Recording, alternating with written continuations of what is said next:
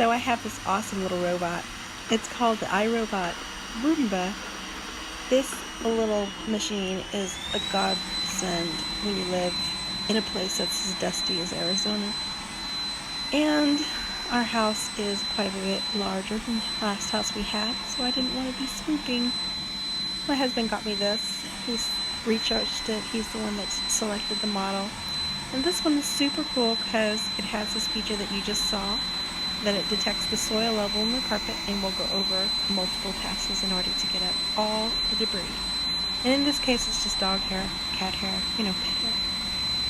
So that's what we do on Saturdays. We set the machine to do the entire house, so when it's finished, it gives us a really cool map that shows us how strong our Wi-Fi is as well.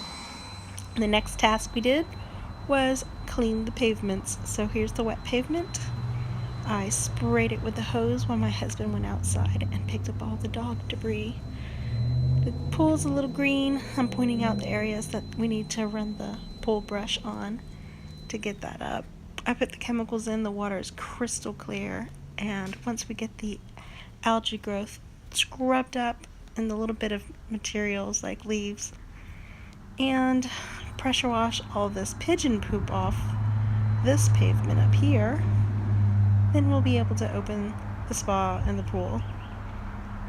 My hose didn't reach this far, but it did get to here, and this is about it.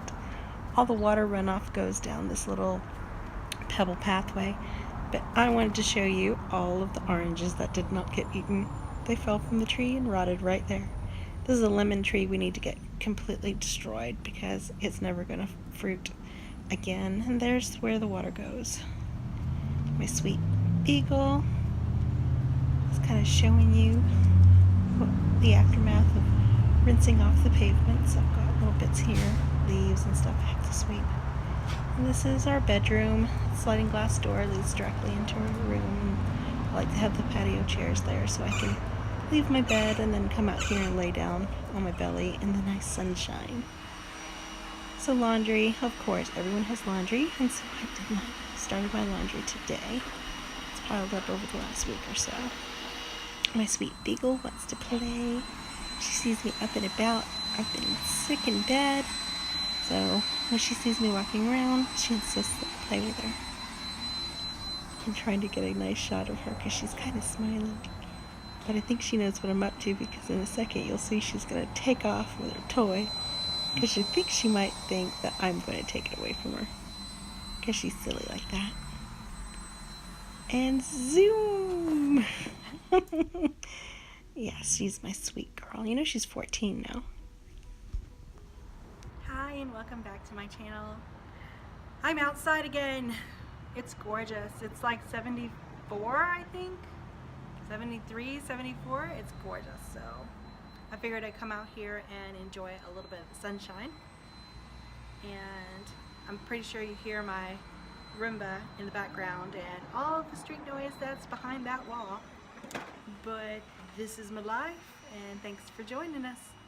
Well, us is me, the royal we, I guess. So I'm looking intently at my crochet because I just found one of my long black hairs stuck in the crochet. Does that happen to you guys? Alright, so this is my square.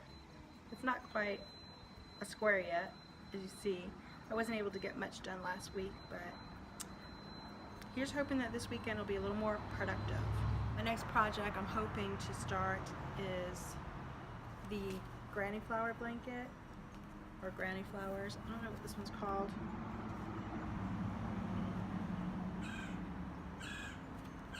I don't know what they're calling this. Oh, it's called Hexi blanket, and they're calling for King Cole Luxury Merino DK weight, 7 balls of that, but I don't have that type of yarn here, so I will have to figure out how to order it or how to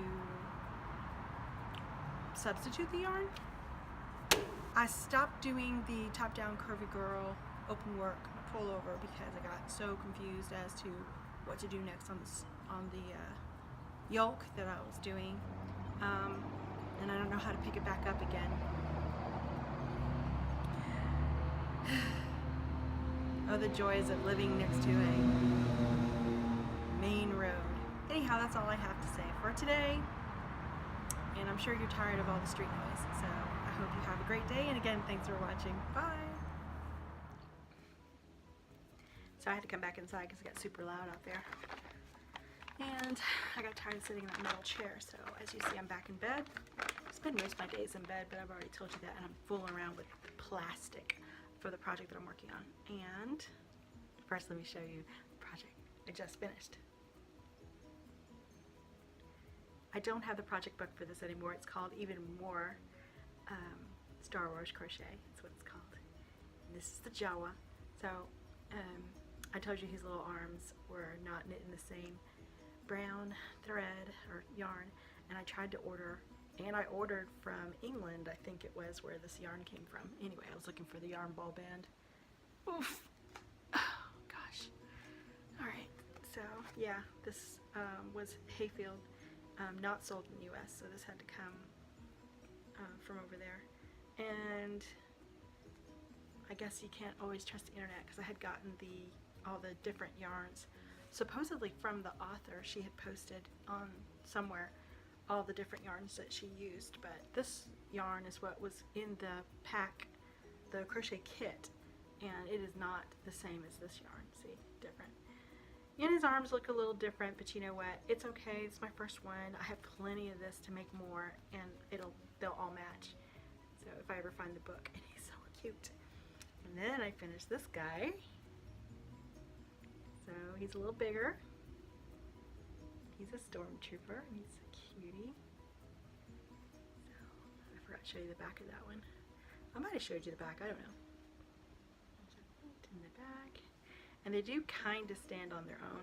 Their legs are, this guy's legs are fused together. Well, both of their legs are fused together. So this is like two little feet. And then, you know, there's the bottom. So cute. And then there's the bottom of that one. Really can't. The light's blowing it out, the colors. But I think his arms are a little too long. I think I want to stitch him down like that. Or if I can make a little blaster and like put it between his little hands and have him standing like that. I don't know, I haven't decided what I'm going to do yet. He's so cute. I keep on looking at the camera instead of at the lens. So anyway, I keep looking at the viewfinder instead of the lens. So you see his sad face. I'm not sure about his sad face. I guess he's a bad guy, so he's got to have a sad face. So there's that. So one is from this book. That's this guy. He's from this book. And I have lost the book that the Jawa come out of. So what I'm working on now is the continuation of Jabba the Hutt. And essentially it's like a hat. But then not making a hat, it just looks like a hat right now. This is his head. And I've got to do his eyelids next. And I'm working on his body. So this is actually Red Heart. This is actually Red Heart yarn. And I have no idea. I think this is wheat. And I don't remember the green, but it's also Red Heart.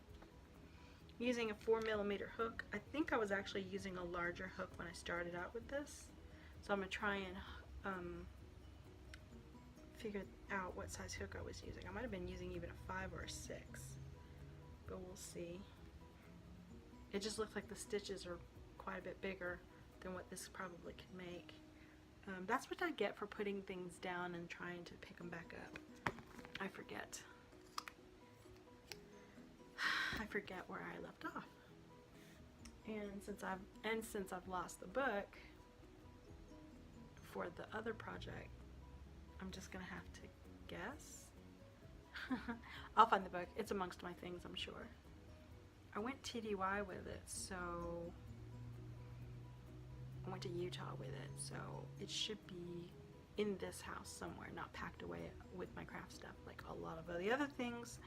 What else I done today? Today I started weaving in ends on this blanket, and it's a project. Oh my gosh, weaving in ends. I hate doing it. I think everybody hates weaving in ends. But The good news is that I had weaved in all the color, but I didn't do a very good job of it. Now I understand the whole process of weaving in ends better. So I have no faith that this blanket's going to hold up over time, because what I had done is I had just tucked the ends in and then just clipped it, and there's maybe a ½ inch of yarn to the slip stitch that the color switch gave. So I'm thinking that after a couple of washes it's going to come unraveled. But it was my first granny square blanket, and I had never made anything out of piecework before, so you live and learn, right? So that's pretty much it. That's what I've done this week. I've done nothing more, and if I do more this weekend, I will publish tomorrow. Well, you will be watching on Sunday. That's the idea. Anyway, thanks again for watching. Bye.